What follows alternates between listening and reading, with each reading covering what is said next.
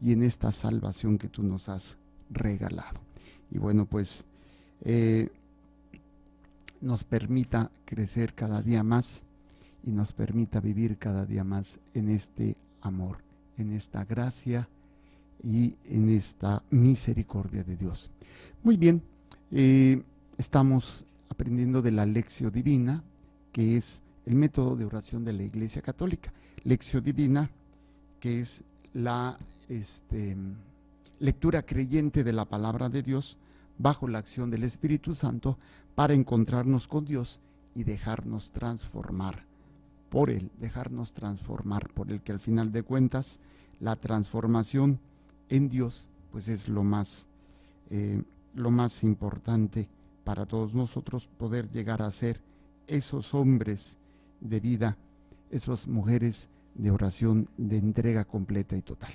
Bueno, tenemos pasos en la Lectio Divina o elementos importantes dentro de la Lectio Divina. El primero de ellos es invocación al Espíritu Santo, luego es la lectura del texto, meditación del texto, oración con el texto, contemplación y compromiso. 6 pasos. Invocación al Espíritu Santo, lectura, meditación, oración, contemplación y compromiso. Serían los elementos de la Lectio Divina para que lo meditemos y para que lo conozcamos y podamos después realizarlo. Estamos en el primer paso, que es invocación al Espíritu Santo, y hemos visto para que el Espíritu Santo actúe en nosotros tenemos que dejarlo actuar, y para dejarlo actuar tenemos que tener fe y apertura al Espíritu Santo. La fe, que es un don que viene de la escucha y que viene de la obediencia. Segundo, la pureza de corazón, que es sacramento de la confesión, perdonarnos mutuamente, pedir perdón y perdonar, y cuidar lo que veo, lo que siento, lo que hago, porque esto es lo que se convierte en este elemento, ¿no? Luego tenemos también lo que es desprendimiento y docilidad, desprendernos de todo aquello que no es de Dios o que no nos lleve a Dios. El cuarto, que es en el que estamos, es la vida de oración. La vida de oración. ¿Y cómo puedo tener una vida de oración? Y es lo que hemos estado meditando a través del Catecismo de la Iglesia Católica. El otro paso es conversión continua, que no hemos visto, y comunión con la Iglesia. Entonces, estamos en el Catecismo de la Iglesia Católica, y dentro del Catecismo de la Iglesia Católica estamos en la cuarta parte del Catecismo, que es la oración. La oración. Y dentro de la oración, dentro del capítulo 4 tenemos 2 secciones. La primera sección, estamos en la primera sección, vimos la oración en la vida cristiana. Luego, ¿qué es la oración? Luego vimos la oración en el Antiguo Testamento, la oración en el Nuevo Testamento, y empezamos en la plenitud de los tiempos, y ahora estamos en la vida de la Iglesia. Artículo 3, en el tiempo de la Iglesia, y vimos el número 2623. 2623, ¿qué nos dice? Nada más lo voy a leer para recordarlo. Dice: el día de Pentecostés, el espíritu de la promesa se derramó sobre los discípulos reunidos en un mismo lugar, que lo esperaban, perseverando en la oración con un mismo espíritu. El espíritu que enseña a la Iglesia y le recuerda todo lo que Jesús dijo. Será también quien la formará en la vida de oración. Ya hablábamos de la importancia de saber, que el Espíritu Santo recuerda, pero también enseña. Hay muchas cosas que ha enseñado a la Iglesia a lo largo de estos 21 siglos y que no estaban ahí, pues obviamente no se dieron en la época de Jesús, pero el Espíritu Santo ha seguido enseñando, ha seguido guiando a la Iglesia y lo seguirá haciendo. Hasta aquí nos habíamos quedado, 2623. Vamos al número 2624. ¿Qué es lo que nos dice? En la primera comunidad de Jerusalén, los creyentes Acudían asiduamente a las enseñanzas de los apóstoles, a la comunión, a la fracción del pan y a las oraciones. Esta secuencia de actos es típica de la oración de la Iglesia, fundada sobre la fe apostólica y autentificada por la caridad, se alimenta con la Eucaristía. Pues entonces vamos a ver este número 242 de Hechos de los Apóstoles, ¿sí? Hay que recordar que la primera comunidad se refiere a los que siguieron a Jesús, que conocemos como apóstoles, ¿sí? Y que de alguna manera van a ir ellos en diferentes momentos a ir saliendo a formar iglesia, a formar pequeñas comunidades, y estas pequeñas comunidades son las que van a ir formando esta vida de la iglesia. Y dice entonces, en la primera comunidad de Jerusalén hubo una primera, después se dispersaron los apóstoles y empezaron a formar comunidades, pero en la primera, las características de esta primera oración es que acudían asiduamente. Vamos a leer todo este número 242 de la Biblia, pero vamos a leerlo desde el versículo 37 para ubicarnos un poquito lo que dice antes. Dice, al oír esto dijeron con el corazón compungido a Pedro y a los demás apóstoles, después de que Pedro había hecho esa proclamación. ¿Qué hemos de hacer, hermanos? Pedro les contestó, convertíos y que cada uno de vosotros se haga bautizar en el nombre de Jesucristo, para perdón de vuestros pecados, y recibiréis el don del Espíritu Santo. Pues la promesa es para vosotros y para vuestros hijos, y para todos los que están lejos, para cuantos llame el Señor Dios nuestro. Con otras muchas palabras les conjuraba y les exhortaba, poneos a salvo de esta generación perversa. Así pues, los que acogieron su palabra fueron bautizados, y aquel día se les unieron unas 3,000 personas. Unas 3,000 personas en la primera predicación hubo esa conversión. Ahora vámonos al texto que nos refiere, y tiene como perícopa o subtítulo ahí, la primera comunidad cristiana. Dice, se mantenían constantes en la enseñanza de los apóstoles, en la comunión, en la fracción del pan y en las oraciones. Son elementos que tenemos que nosotros ir aplicando incluso en la vida familiar, los elementos fundamentales para una vida verdaderamente de iglesia, la iglesia doméstica, que es la familia. ¿Cuáles son? Una de las cosas más difíciles, constancia, disciplina. O sea, no puedo ser una persona de oración, no puedo ser una persona de fe si no tengo una disciplina. Y una de las cosas es constancia, constancia, constancia. Yo creo que todos tenemos un pequeño problema en algunos ámbitos, tal vez en otros ámbitos de nuestras vidas somos constantes, o sea, somos constantes para bañarnos, y aún a veces como que, ay, hoy no me voy a bañar, ¿sí? Pero normalmente hay una disciplina, hay una constancia, y desgraciadamente, pues cuando no hay esa constancia difícilmente se puede lograr algo. Espiritualmente es lo mismo. No, es que yo rezo cuando tengo ganas o cuando yo siento ansiedad. Eso no genera una disciplina, no genera un crecimiento. Es como una comparación. Las personas que hacen ejercicio, pero nada más cuando tienen ganas, o cuando les dicen, oye, te ves gordito, ay, sí voy a hacer ejercicio, y hacen 1 o 2 días, y ya después, por X o por Z, dejan de hacer ejercicio. O el que se va a poner a estudiar, pero estudia nada más 1 vez o 2 veces, pero ya no están estudiando. Yo creo, empieza el curso, no, sí, terminando la primera clase voy a estudiar lo que dijo el maestro, lo hacemos 1 día, 2 días, y ya después el tercero, cuarto, quinto, y ya cuando llegue el examen final, no hombre, quieres juntarte todo, quieres aprenderte todo lo que no aprendiste por no tener esa disciplina. Ahora imagínate lo mismo, pero a nivel espiritual, la constancia en la oración, la constancia en la vida de oración. Ok, dice, se mantenían constantes, ¿en qué? Aquí un elemento que va a ser muy importante, la enseñanza, O sea, nosotros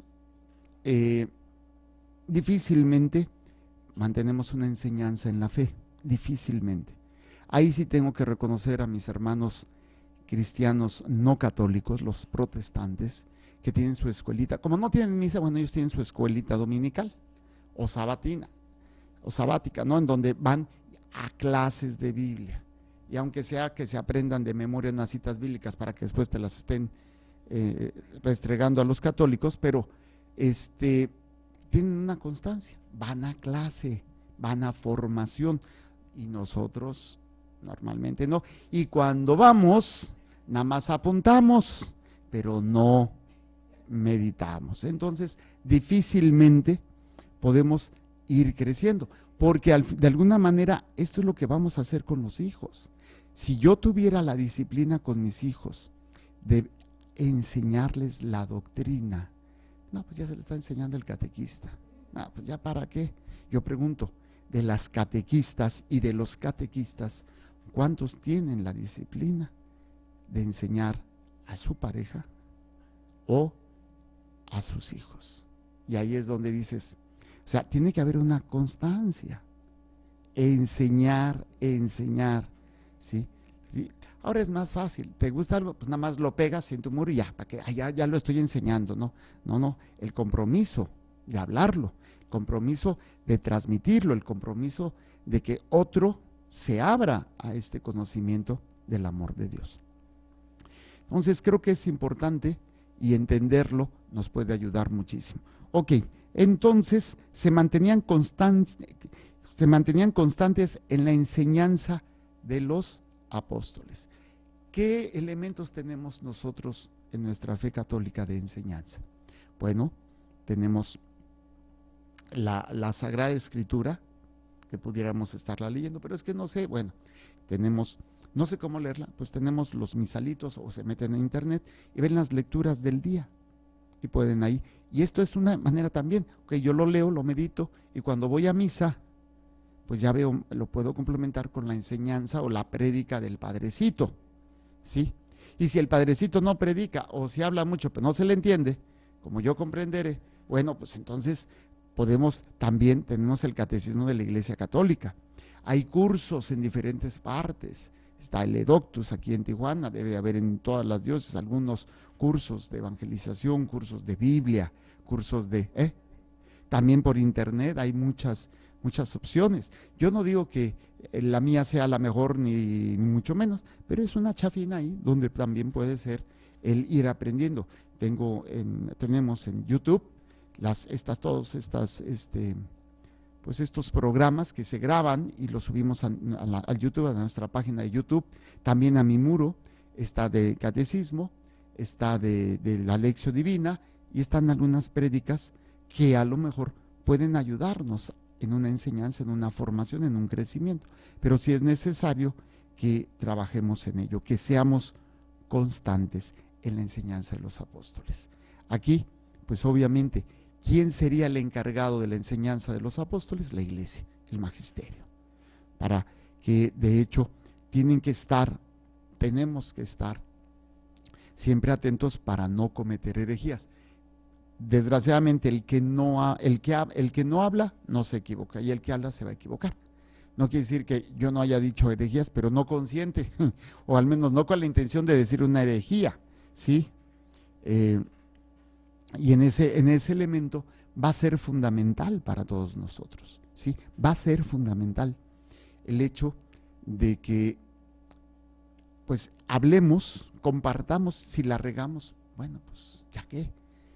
Corregimos, pero no es lo mismo por hablar equivocarme a tener un concepto equivocado y a propósito estarlo diciendo. Entonces, la Iglesia cuida a nivel de los sacerdotes, de los obispos, la enseñanza a los laicos. Desgraciadamente a veces hay padrecitos que pueden enseñar cosas que no están dentro de la Iglesia y ahí es donde la Iglesia tiene que sancionar, o monjitas o los mismos laicos, ¿no? Que pueden ponerse de catequistas o pueden ponerse a dar clases y cada quien enseña como se le parezca o como sienta o como le gusta. Y entonces, pues no, normalmente no se hace así. ¿Ok? Entonces sí es importante que sea enseñanza de los apóstoles, o sea, el que va con el magisterio, con el magíster, ¿sí?, de la iglesia. Y esto va a ser fundamental. Que Dios me agarre confesado. Ay, si es que es ajito con limón. Mi querido Sammy, dile que le ponga otro limoncito. Por favor. Bueno, ok. Entonces, sí, porque si no, es que estoy en un tratamiento ahí a puro ajo. Y también sirve como para la castidad, sí, porque nadie se te acerca. Ok, entonces estamos en este texto, ¿no? En los Hechos 2:42. Acudían asiduamente, se mantenían constantes en la enseñanza de los apóstoles. Segundo, en la común unión o en la comunión, que va a ser muy importante, ¿sí? ¿Qué es a lo que eso se refiere? Bueno, primero que nada, en el anterior es la enseñanza a los recién convertidos también, que por ejemplo para nosotros son los neocatecúmenos, ¿no?, los que van a recibir los 3 sacramentos, que ya están adultos, pero obviamente en los niños también. Pero hay mucho evangelizado, mucho que tiene los sacramentos, pero no está evangelizado. Entonces también implica esa enseñanza para todos aquellos, ¿sí? Que va a ser muy interesante. Entonces, la enseñanza a los apóstoles. Esta enseñanza es la catequesis. ¿Cuál es la primera parte? Todo esto se le llama evangelización. ¿Cuál es la primera parte de la evangelización? Querigma. O sea, el anuncio primero de la salvación, el anuncio primero. Cuando se refiere aquí a la enseñanza de los apóstoles, no se está refiriendo específicamente al querigma, se está refiriendo a todos aquellos que ya han conocido a Jesucristo, que ya lo han recibido, que han tenido este encuentro con Cristo a través de una predicación también, pero querigmática, y después a la enseñanza continua, o sea, la constante formación en la fe de la gente. Y esto, pues obviamente los apóstoles nos lo van a enseñar. Ok, siguiente, dice, en la comunión, que es precisamente, aquí hay que entenderlo, no se refiere a recibir la comunión, sino al compartir en comunión todo lo que se tiene. Sí, que va a ser muy interesante. Incluso vamos a tener algunas referencias que pueden ayudarnos, ¿no? Por ejemplo, 1 Corintios 1:9. Busquemos 1 Corintios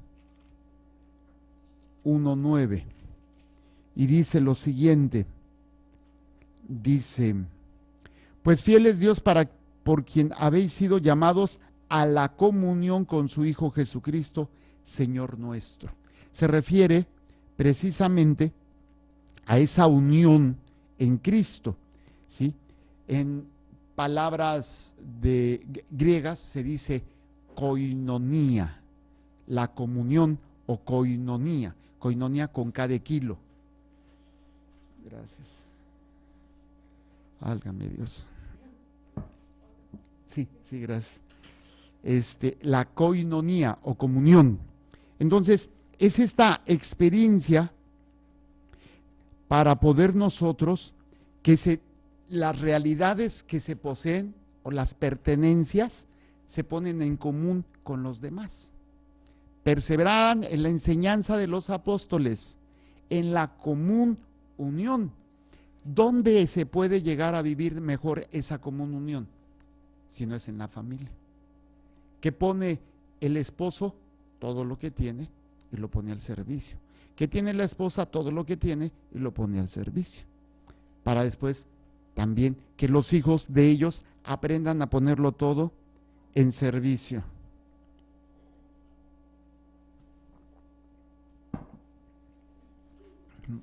Bueno,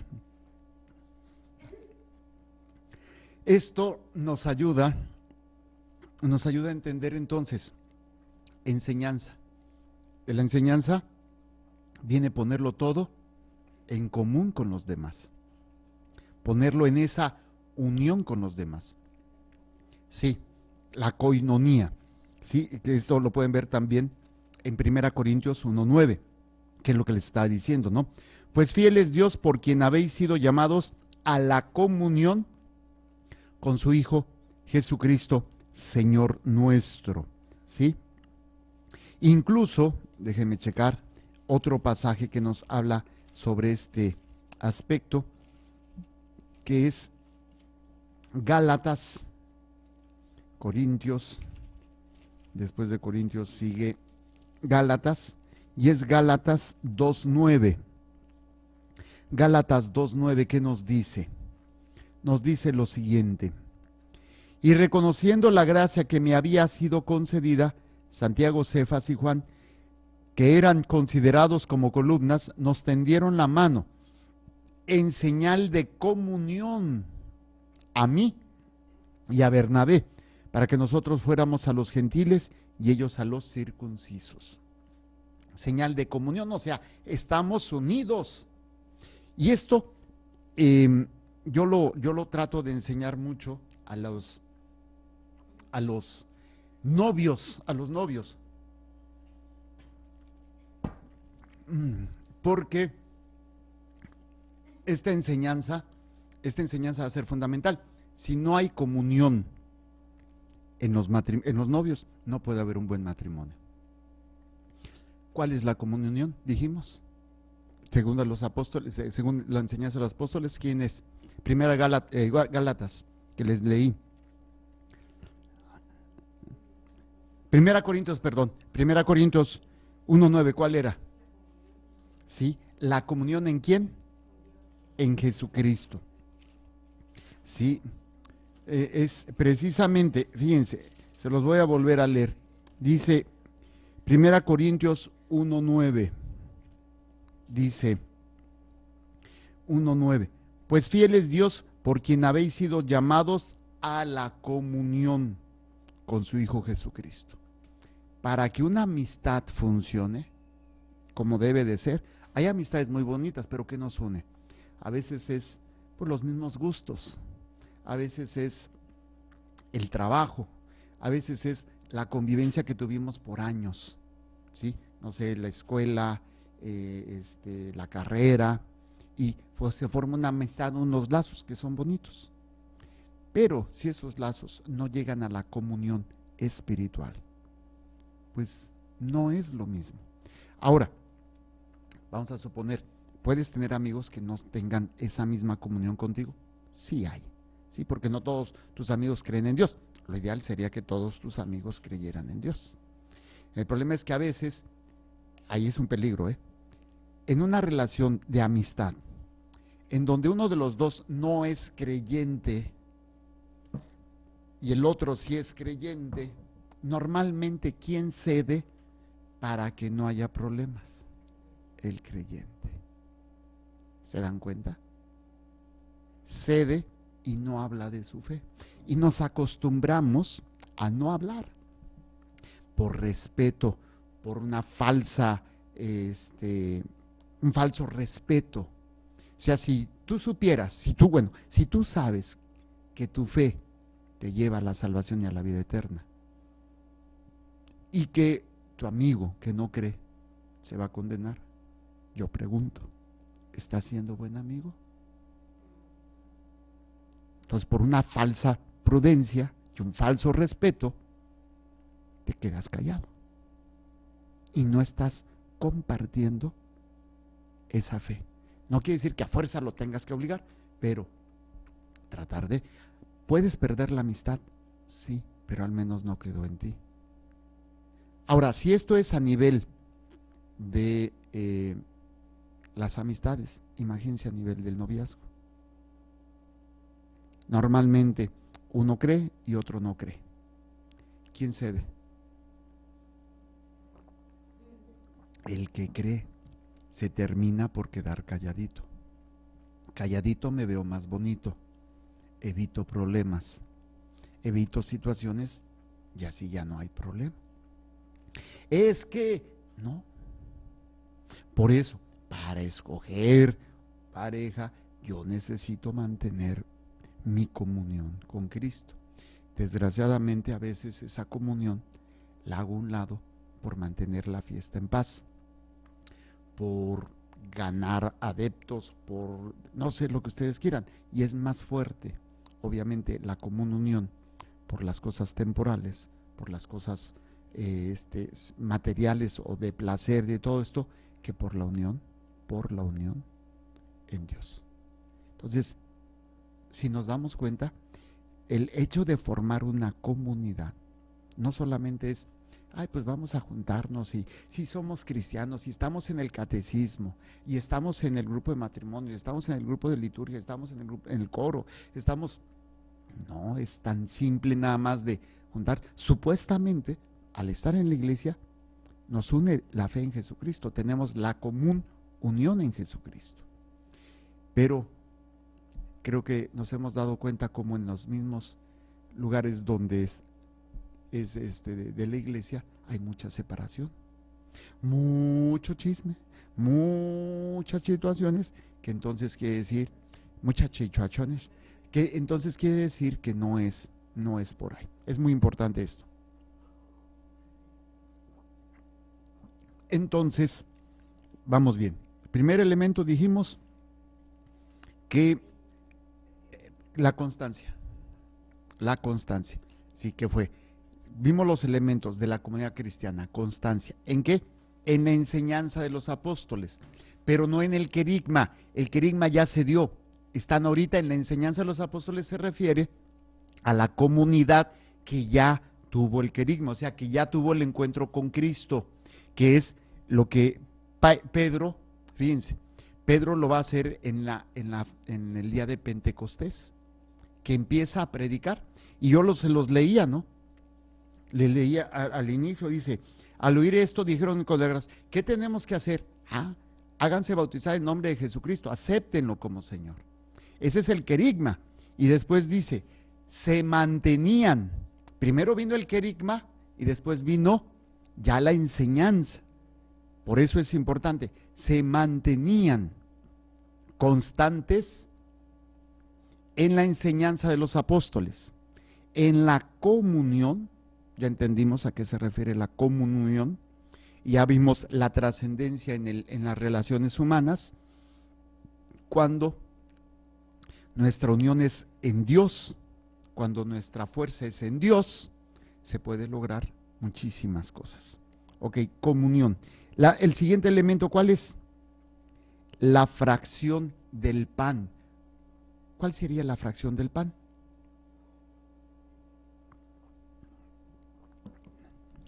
¿A qué se le llama fracción del pan? Se le llama la Eucaristía.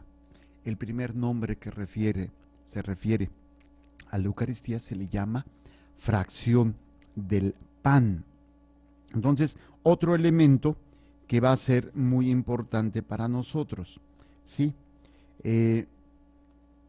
Obviamente está evocando a lo que el pueblo judío conocía como comida, a la fracción del pan. Es una comida judía en donde se hacía el rito y se partía el pan, que viene siendo tipo de la Pascua, ¿sí? En ese recordar, ¿sí? Y el que presidía el judío, que era normalmente el más anciano, el más grande de la casa, presidía la oración, hacía una oración y después fraccionaba el pan y lo compartía, que es el término al cual leemos aquí, ¿no? En la fracción del pan. Esto es en el término judío, pero nosotros tenemos que leerlo ya como cristianos. O sea, yo quise explicarles el término judío. La fracción del pan era en la casa, estaban todos, y el más grande de la casa, el más venerable, presidía la oración, fraccionaba y les daba el pan a todos. Vamos a ver algunas citas bíblicas que nos hablan sobre al rito eucarístico. Entonces, la fracción del pan se está refiriendo a la Eucaristía. Vamos a ver algunas citas bíblicas. Primera Corintios 10, capítulo 10, versículo 16. Primera Corintios 10, 16. nos dice así, eh, fíjense, voy a leerles desde el 14. Por eso, queridos, huid de la idolatría.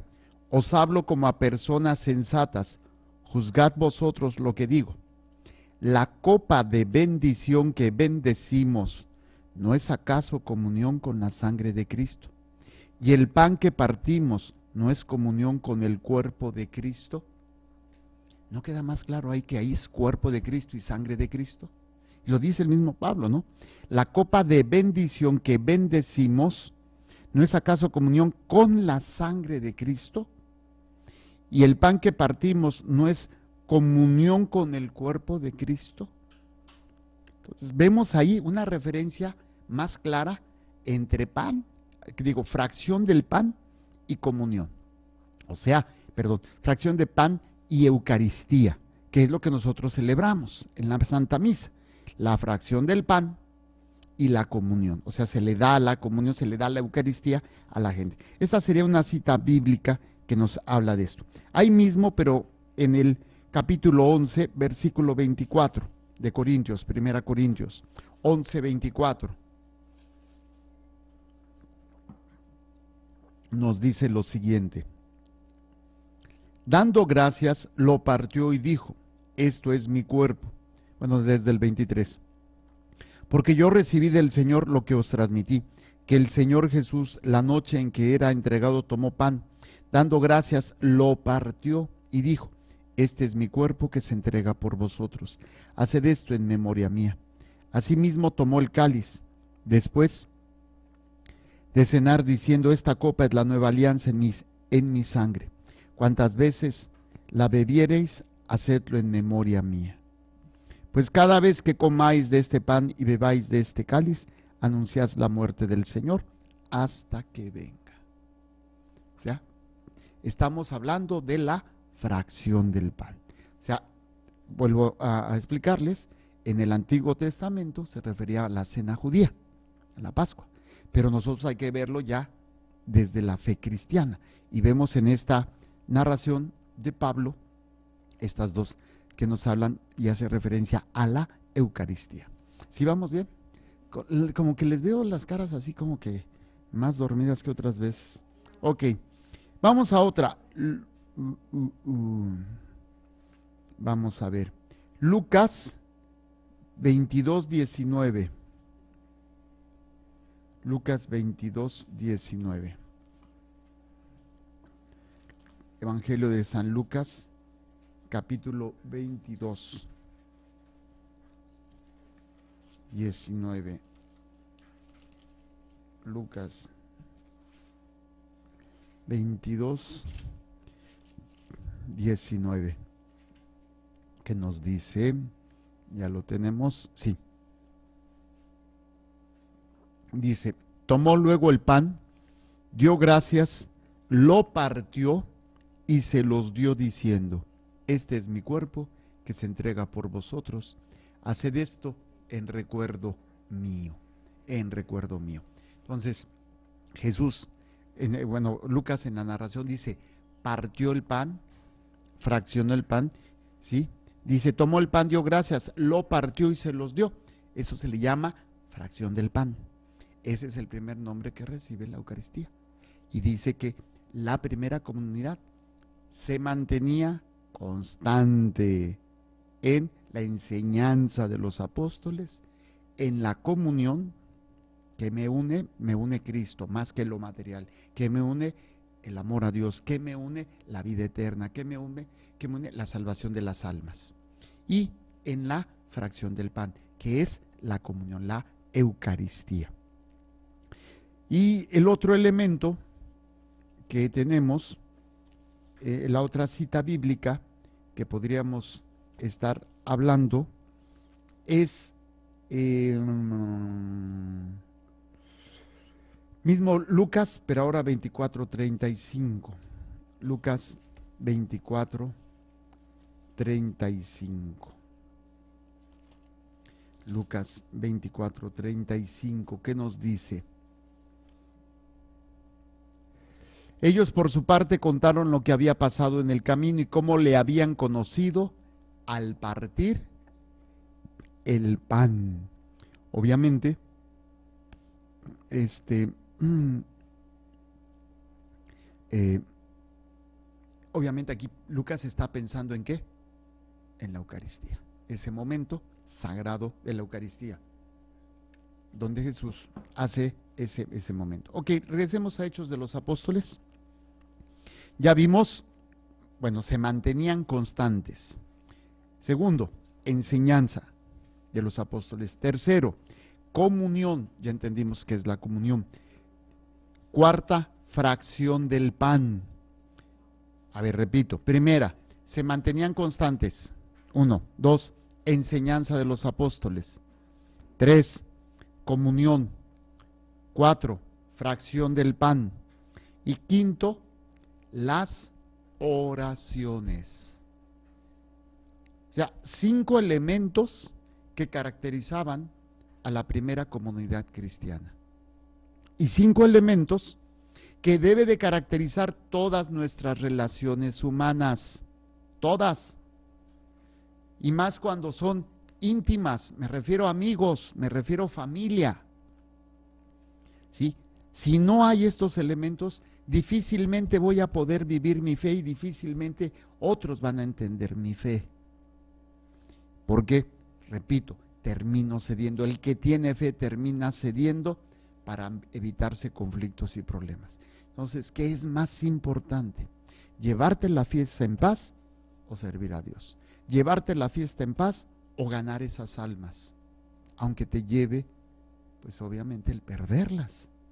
Pero es que se van a alejar. Pues sí, se van a alejar, pero tu obligación es pedir por ellas. Y más si tú las quieres. Si tú sabes las consecuencias de vivir sin Dios, que es pues la pérdida de tu alma, y más cuando tú sabes que son católicos y que son católicos nada más de nombre, o que eran católicos y se hicieron protestantes, ¿sí? Con mayor razón, con mayor razón. Pero no, pues es que a veces por algunas causas no se puede hablar. Ok, si tú ya lo intentaste y estás dando razón de tu fe y estás hablando y enseñando, pero es un familiar que nomás no, bueno, no les vas a hablar, pero que también no agredan tu fe, o que también no, ellos, bueno, que tú no hablas y ellos sí hablan de su fe. No, espérate, entonces ahí ya, porque si no, estamos cediendo en algo que no es parte de nosotros, no es parte del mandato de Jesús, ni es característico de la primera comunidad. 5 elementos para tener una buena comunidad, empezando con la familia. Ay, padre, pero es que mi marido, bueno, empieza tú, y ya después, poco a poco. Pero si no somos constantes, pues queremos que solamente por la carita bonita, pues, no. Sí, es que, con todo respeto, muchas mujeres piensan que con su carita bonita van a cambiar al hombre. Y nomás no, perdónenme. O sea, no es, o sea, mientras son novios, mueven al hombre para arriba y para abajo. Pero ya una vez casados, al hombre no lo mueven, perdonen la expresión, ni con un cohete en la cola. Así decía mi mamá. Entonces, no basta con tu carita, no basta con tu cuerpo, no basta con... ¿Por qué? Porque no es suficiente. Si no hay esa unión, o sea, no vas a mover a tu hombre, no lo vas a mover. Necesitamos trabajar en esa unión para poder hacer lo que Dios nos pide, formar comunidades. Y los que tienen la bendición de tener una familia, aunque sean nada más esposo y esposa, o que tengan hijos, necesitan trabajar estos 5 elementos. Constancia, ¿sí?, en la enseñanza de la fe, en la comunión no, pero es que esto es mío, no, pero que este es esto, que esto es aquello. Yo ahorita tengo una campaña con las familias. Si hay cuentas de Face, no se vale tener una cuenta donde la pareja no pueda tener acceso. Porque si tu pareja no lo puede ver, no estás haciendo nada bueno. Sí, o sea, tienes tu cuenta de Facebook y es solamente tuya y no la puede ver tu esposo, entonces, o no la puede ver tu esposa, entonces, ¿sí? Me refiero, ¿qué diálogos, qué compartir en esas cuentas? Porque ese es el mayor peligro que hay en las cuentas de estos aspectos. Lo que no se podía hacer antes de intimar cuestiones sentimentales, hasta fotos y lo que ustedes quieran, que no se podía hacer antes, gracias al internet y los famosos teléfonos. O sea, tú puedes estar en tu casa platicando con otra persona que no sea tu esposo o que no sea tu esposa. Y a veces teniendo más confianza y a veces hablando de cosas que no se puede decir porque, no, espérate, entonces ya no hay comunión. Hay más comunión con otra persona. Mucho ojo. Ese es el inicio para destruir una familia. Ese es el inicio para que Satanás se meta ahí. Y ahí es donde estoy empezando esta campaña. Y esto implica cambiar modelos, cambiarlo todo. Es que es lo privado. Pues sí. Ok, a lo que me refiero, no tiene que el marido o la mujer no tiene nada que meterse a la cuenta. Porque tú puedes dialogar. O sea, sabes que te respeta. Y a lo mejor no se mete, pero tiene la libertad de hacerlo. ¿Qué significa esto? Que tú sabes que tú no estás hablando nada o no estás compartiendo nada que sea malo. No, dice el refrán, no hagas nada bueno que parezca malo, ni nada malo que parezca bueno. ¿Sí? Entonces, qué difícil es eso, ¿no? Lo fácil es, no, pues es que esto es privado, la privacidad, esto me... No, estamos hablando de la comunión. Antiguamente, hablemos de antes del internet, estoy hablando hace, ¿qué será? 30 años.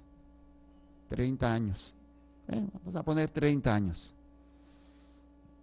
Las relaciones con los amigos era solamente cuando se veían. Era, oye, vamos a la casa de Sutano, vamos a la casa de Mengano. Imagínate que un hombre, una mujer, vaya a visitar a su amigo o a su amiga cuando la otra persona no está. ¿Está bien? No, no está bien. No está bien. Por más que lo quieras ver, no está bien. Y no soy un mojigato, no estoy diciendo que todo sea malo. No creo que todo mundo esté obrando con mala intención, pero sí puede haber tentaciones.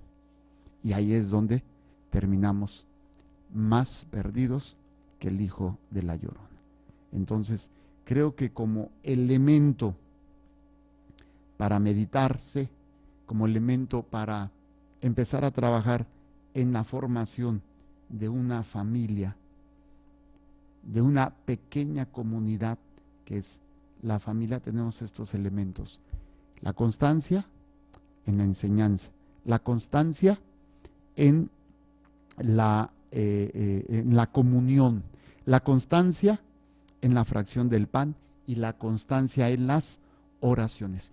Regresamos al 2624, dice: esta secuencia de actos es típica de la oración de la Iglesia, fundada sobre la fe apostólica y autentificada por la caridad. Se alimenta con la Eucaristía. Muy bien, aquí le vamos a dejar. Creo que tenemos tarea para meditar cómo vivir mejor esta fe. Llegamos al 2624. Que el Señor les bendiga y les proteja. Haga resplandecer su rostro sobre ustedes y les conceda su favor. Que el Señor les mire con benevolencia y les conceda la paz. Amén. Jesús, que tu sangre pura y sana circule en estos cuerpos enfermos y que tu cuerpo puro y sano transforme estos cuerpos débiles y que una vida sana y vigorosa palpite dentro de ellos. Amén. Y la bendición de Dios Todopoderoso, Padre, Hijo y Espíritu Santo, descienda sobre ustedes y permanezca para siempre. Amén.